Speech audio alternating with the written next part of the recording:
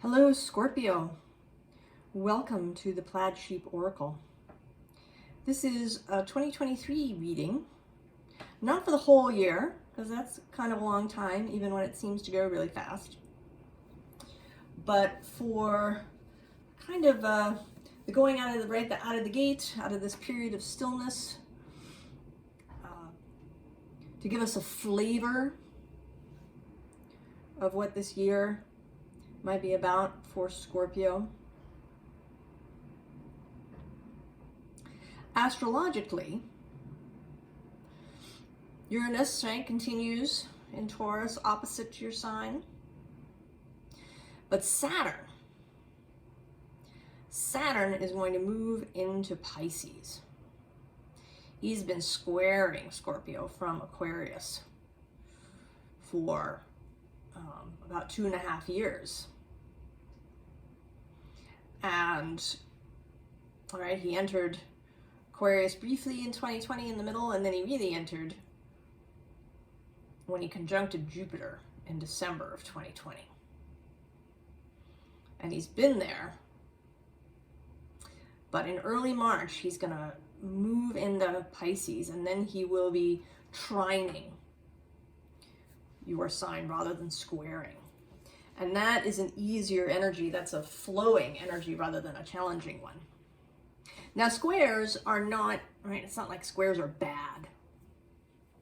They can be, right? They can be challenging, but often out of it, real change can occur.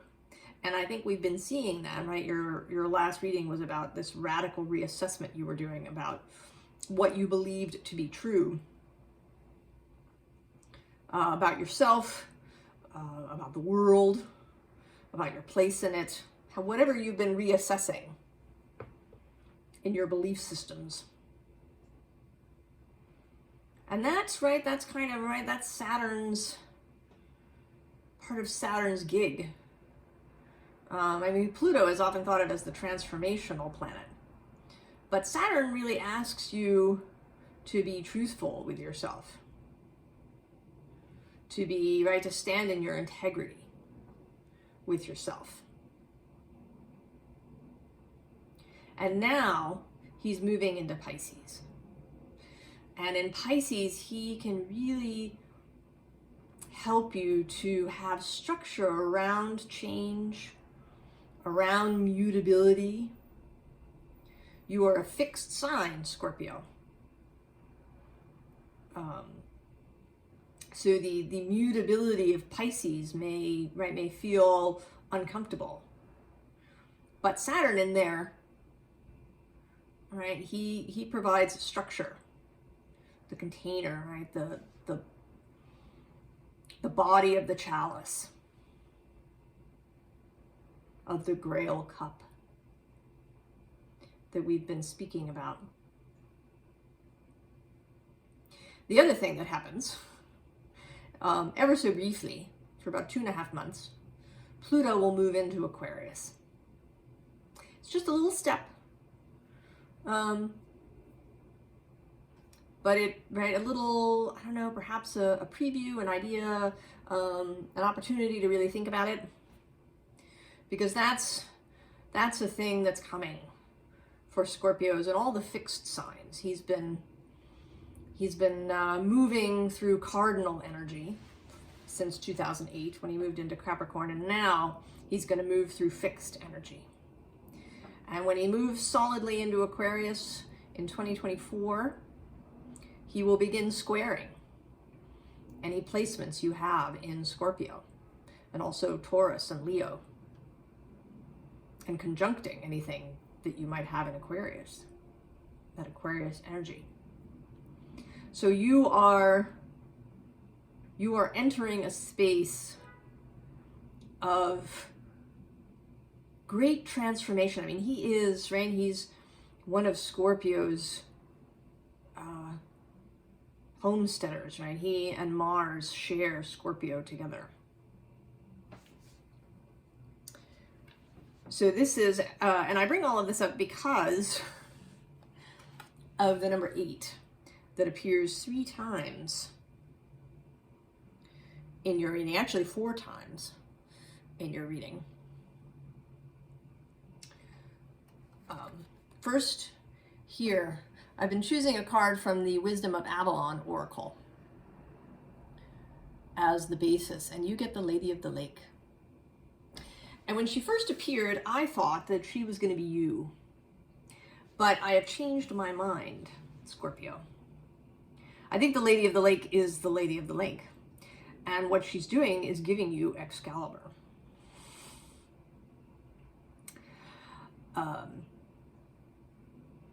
Right? She's rising out of that watery deepness.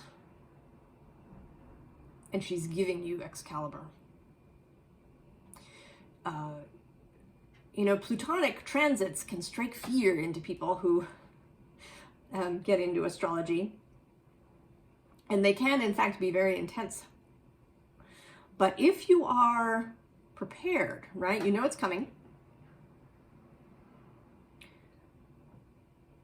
then you can work with the energy rather than in resistance and opposition to it. So that instead of having, you know, kind of difficult, painful experiences that create transformation, you could have exciting, even fun experiences that create transformation. Transformation does not have to come through suffering. And we begin actually with that thought. Here's the first, or I guess the second 8. The first tarot 8. The 8 of Earth, and this is a beautiful 8 of Earth. Right? This is, you know, really loving what you do. Loving the creation of your physical life. Because I don't think, you know, I don't think the 8 of Pentacles is only about, you know, work or livelihood. I think it's every aspect, right, of the life that you make, that you create.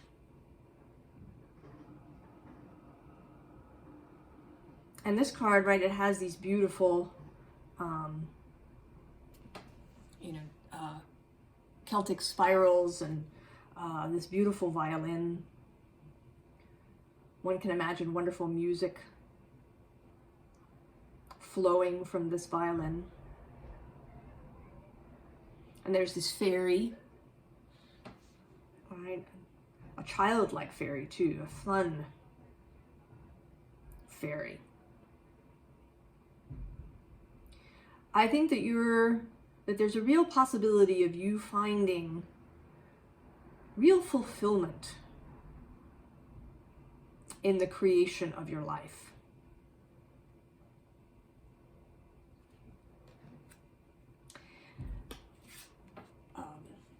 At the moment, you may be feeling sort of in the 7 of Water space of having a lot of options. Maybe you don't know what to choose. If you have been reassessing, you may still be, you know, kind of in this sort of whirlpool-y feeling. And if you're having trouble, right, what comes out is love. Right? What feels this way? And I think that the primary message of this reading, to spoiler, is that you need to allow yourself to feel good. You need to allow yourself to feel good, to be happy, right? That's kind of a Scorpio stereotype, right? That Scorpios are intense and perhaps moody, and you know, that they like all the deep, dark stuff. Right? You envision, right, the Scorpio all in black in a kind of candlelit space listening to death metal or something. But I think that's our projection. I've been talking a lot about how the way we've built our society has distorted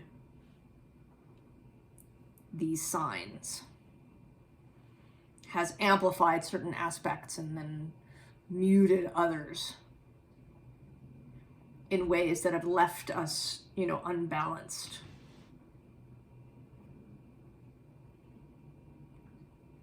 But Scorpio is also, right, it's about discovery, about investigation, about figuring out the puzzle. It's about relationship, about perhaps merging with other people to really know them.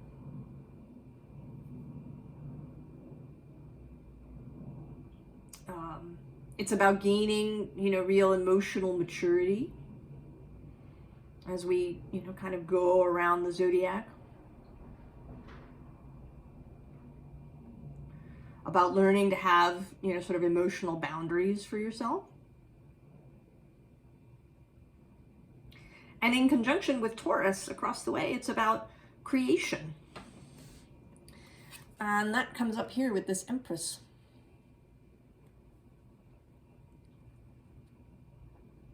Right? She's crowned with flowers.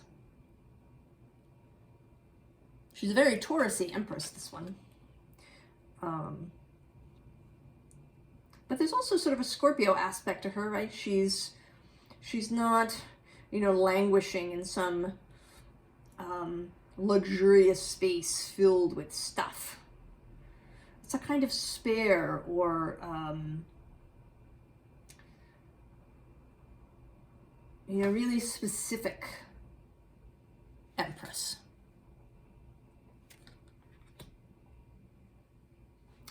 And then this Two of Earth, which is another Taurus card. The balancing of resources in your life. And it's a very sunny Two of Earth, right? This pentacle that she's holding up here is like the sun. It's shining. It has rays coming out of it. And there's this sun at the top. So, you know, and she, right, she's smiling. She's not bothered, right? It's not this kind of juggling act where she feels out of control or where it's difficult. Right? This balance of perhaps, you know, introspection and then expression comes naturally to her. And then we get another balance card, this time the Two of Water.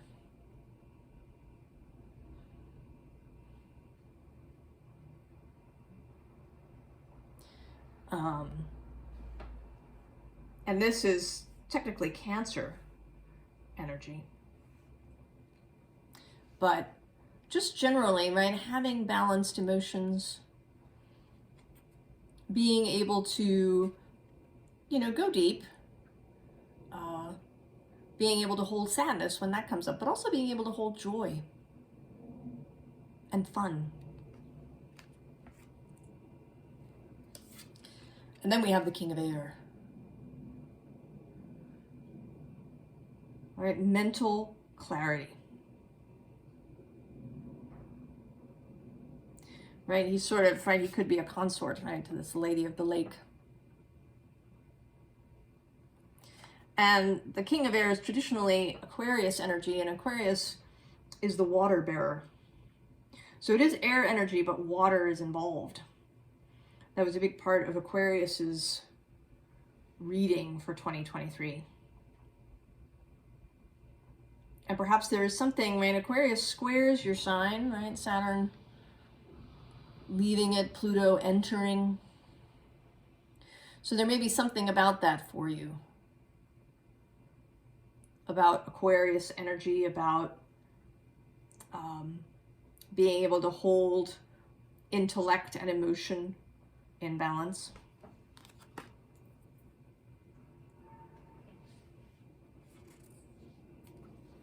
We get our next 8.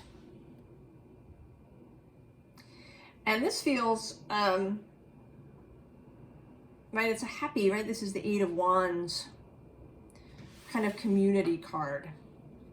And I think this is an encouragement to you. Scorpio, right? That's the other stereotype, that Scorpios are secretive, right? They may not be thought of as gregarious, right? They're not like Gemini or Libra. But, right, you have community. You have friends.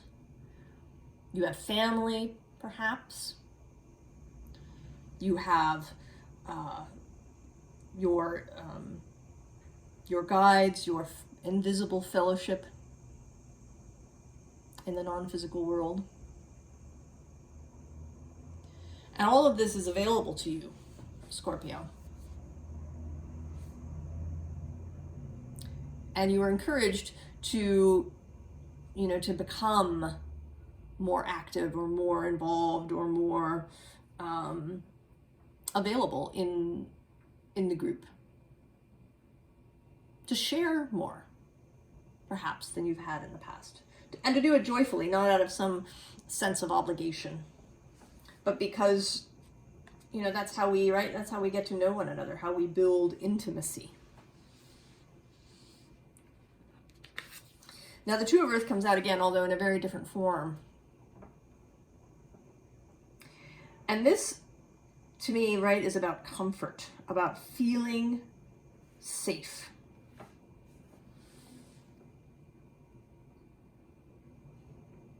Right, about feeling safe with yourself, with your own mind, with your body, with your resources. Really being able to relax.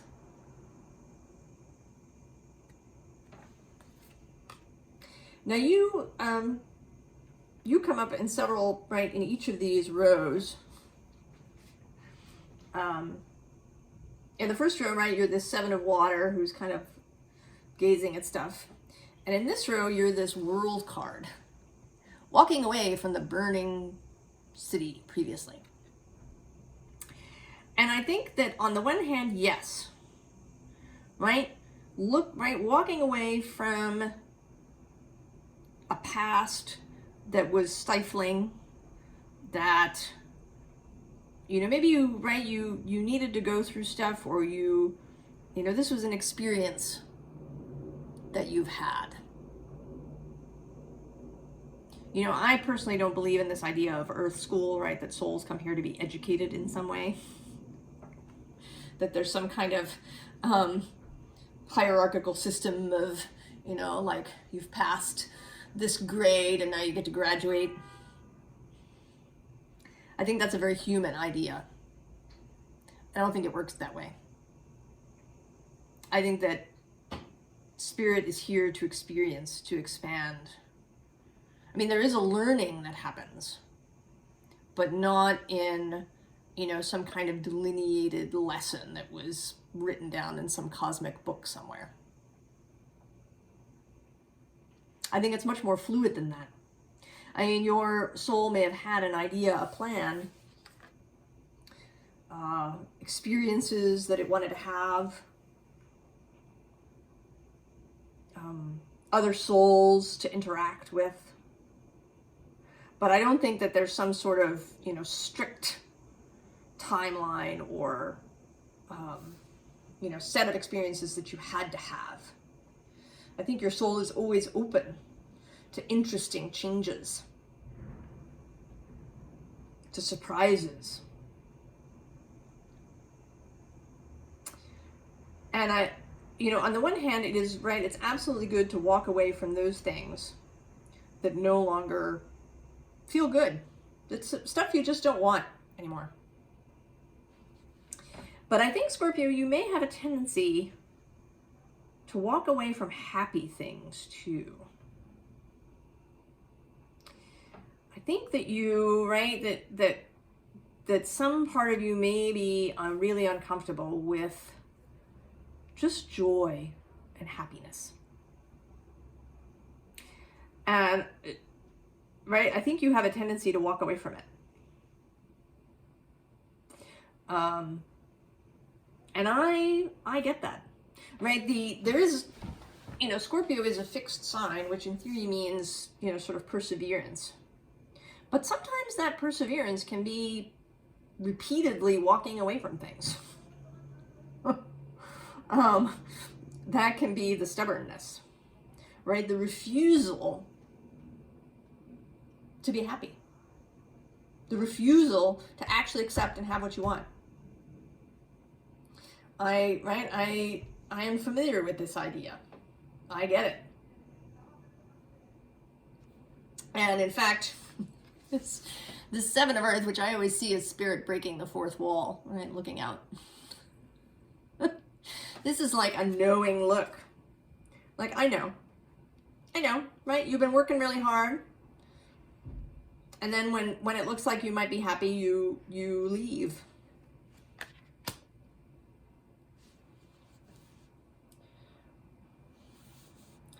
You go away, you seek out another intense, challenging experience.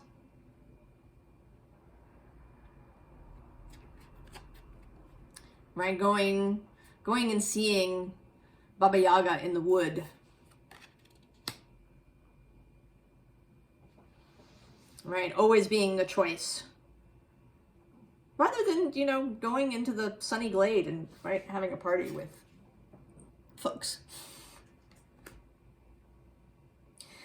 And you may really enjoy some of this. I mean, for sure, Scorpio likes a good mystery.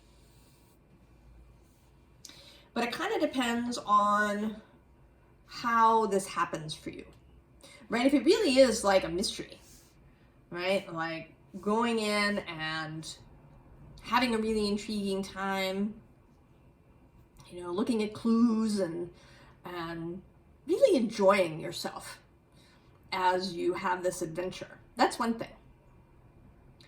But if you're doing it because it generates some sort of suffering, because it is difficult, because it is hard, because it is punishing in some way,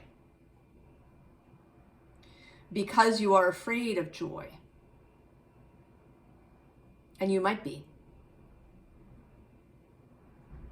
Brene Brown has something that she calls foreboding joy. It's kind of fear of, right, the other shoe dropping, or if you get too much happiness, something terrible will happen, because we're theoretically all allotted only so much. Right? This is all programming that we get from our culture, our families of origin. Right? It's like the idea of the jinx. You can't talk about something being really good because you're going to jinx it.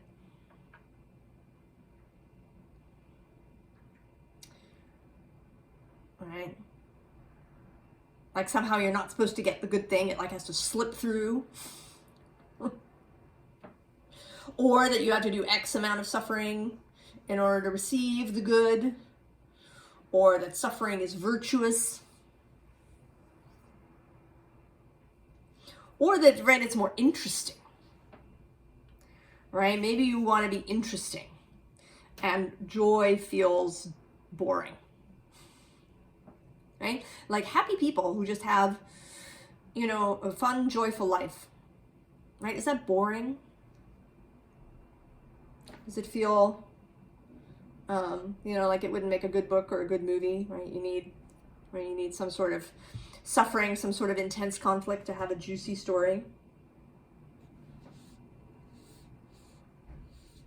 And I would never, right, if that's really what you want, Scorpio, I would never tell you not to do it. You should absolutely do, right, what you want. But if you're reassessing all of these things, what is it that you really want? And we get, my home is my castle. Right? This, again, I think is about being comfortable. And as has been coming up in the other signs, having an internal stability that is not dependent upon other people or outer circumstances. Holding your own stability, right? It repeats in this card underneath. All right, she is comfortable where she is looking at the sun. sitting in the sun.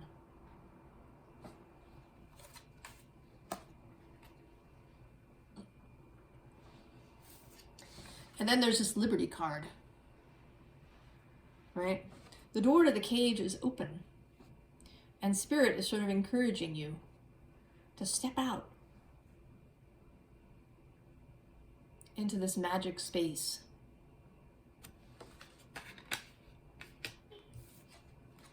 To commune, right, with the flowers.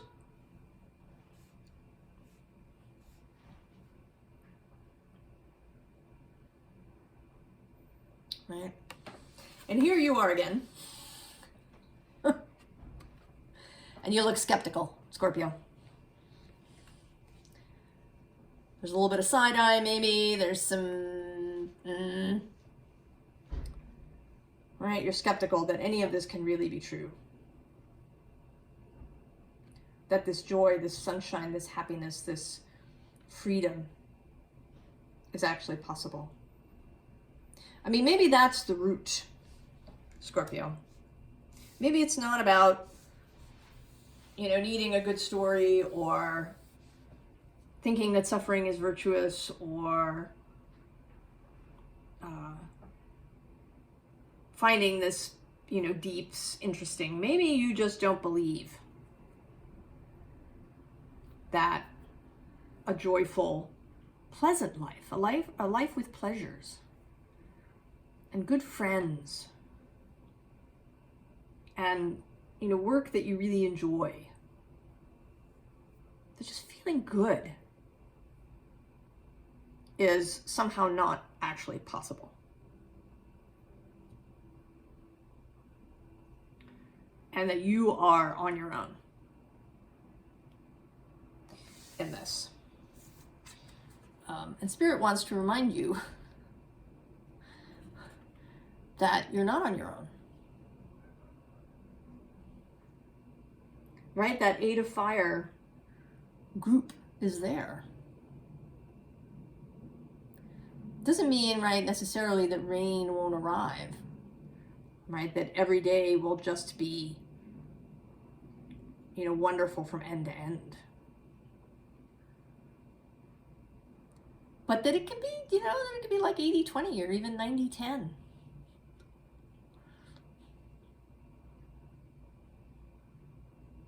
That, right, there is goodness. There are people and energies that want to be helpful, that want to see you joyful. They want to see Scorpio, you know, really feeling good.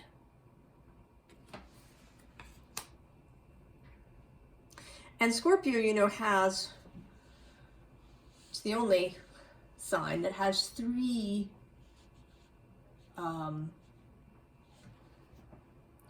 sort of animals associated with it. Three symbols.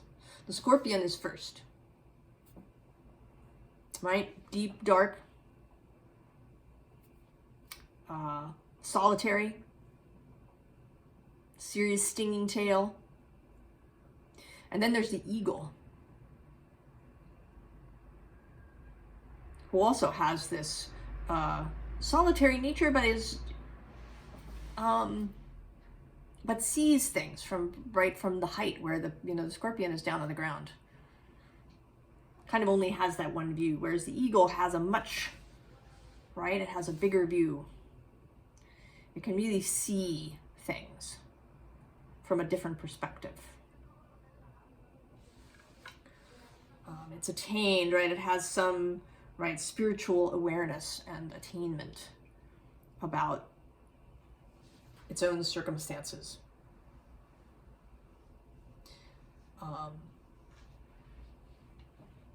And, you know, I'm sort of reminded, right, if you've ever seen it, and you can go look it up on YouTube, it's pretty amazing, how eagles conduct courtship.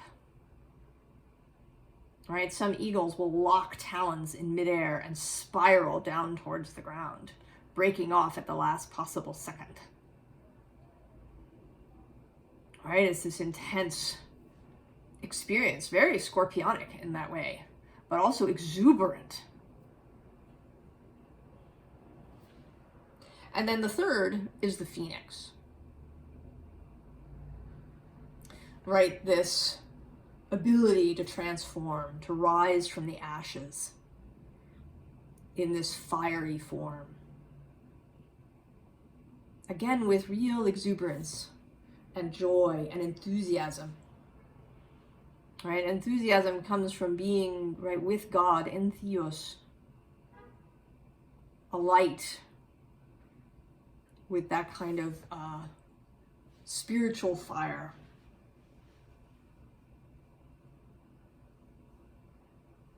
Knowing both the depths as well as the heights. Now here we have this Hermit card. And I think he's here for two reasons. One, he's pretty fabulous. He's got this eyeball and an egg. And he himself has clearly come out of an egg, right? So this transformational birth imagery, right? The following of one's own desires, one's own ideas, one's own beliefs, right? Also, there's a feeling of the third eye, intuitive knowing, the ability to see across dimensions, across planes of existence. And there's also the invocation of Virgo, which is sextile to your sign, and can help give you the sort of devotion to your own pleasure, to your own well-being, right? To taking care of your body, to taking care of your life.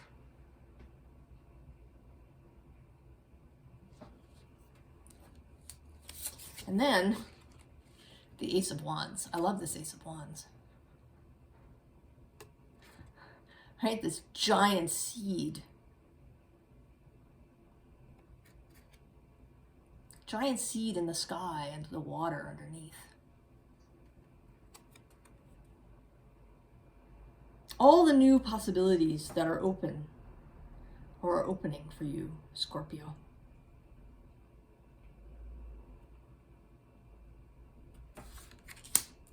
So I asked for some advice for you. And, if you're feeling this Nine of Swords kind of thing, and you may be frustrated, perhaps this reassessment process may have been more than usually uncomfortable, or it may be that you're getting flack, perhaps, from people around you. Or this may even not be so dire. This may just be confusion. Right? Waking up in the night with that Seven of Water. Spinning in your head, what should I do? What should I do? Should I do this? Should I do that? And underneath is this Hierophant, who is Taurus, traditionally. Right, so that's invoking some of that Taurus energy from across the way, right, with that Empress. And some of this, right, the 2 and the 8 of Earth, 7 of Earth, that's coming up.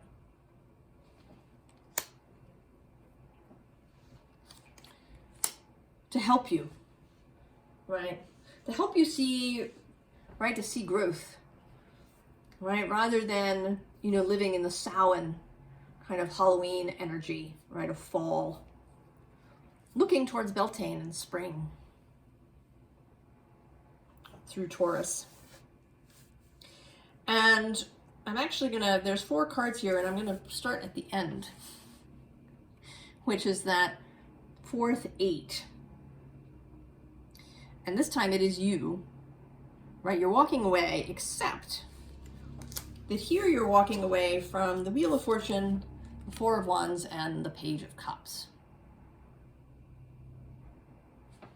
So this is saying if you are inclined, right, if you're just like, right, like it's in reach, you can see this new way of being, this new inner stability, this new enchantment with life, right? This Page of Cups energy of renewal and a childlike wonder. If the possibility of this is part of what's giving you this Nine of Swords thing and tempting you to walk away, don't do it. Don't do it, Scorpio. Don't walk away from the happiness. The Lady of the Lake is giving you Excalibur. And it doesn't have to be a sword, right? It doesn't have to be a weapon of war or battle as it was, you know, or even as a sign of sovereignty and kingship, as with Arthur. It can be any tool that you need. An idea, a mindset, a practice. She is there, right? She is rising out of the water, giving you what you need. You just have to take it. You have to be willing to take it, Scorpio. Right? That's another thing that's been coming up in various readings. The willingness, right? The willingness to change, the willingness to be well. To just be well. To feel good. And it can be challenging, right? With all of the information that we're bombarded with every day, with this sense of having to be alert all the time for the next catastrophe. The sense of having to be good, to be virtuous, right? Perhaps to be ascetic.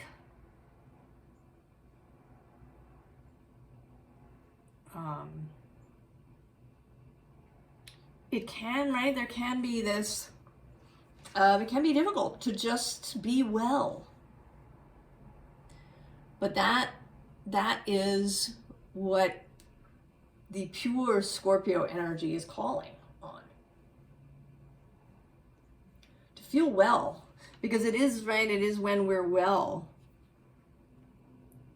that we can really, you know, move through the world. We can do the things we want to do. We can have the relationships we want to have, right? That's, you know, that's sort of a big part of why we're here, right? Is relationship. With people, with our work.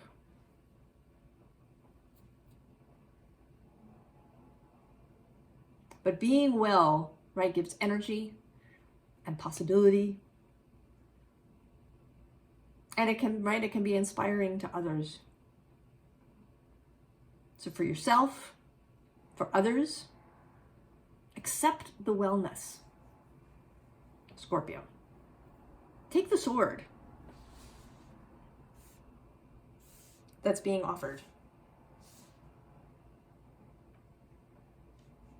Take it and have a good life. Be well. Do interesting things.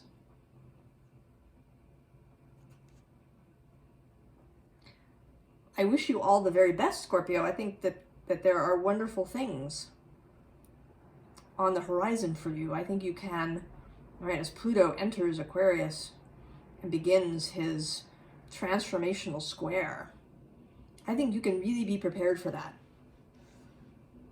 I think you can dance with Pluto during that square and create transformation, perhaps not just for yourself, but for all of us.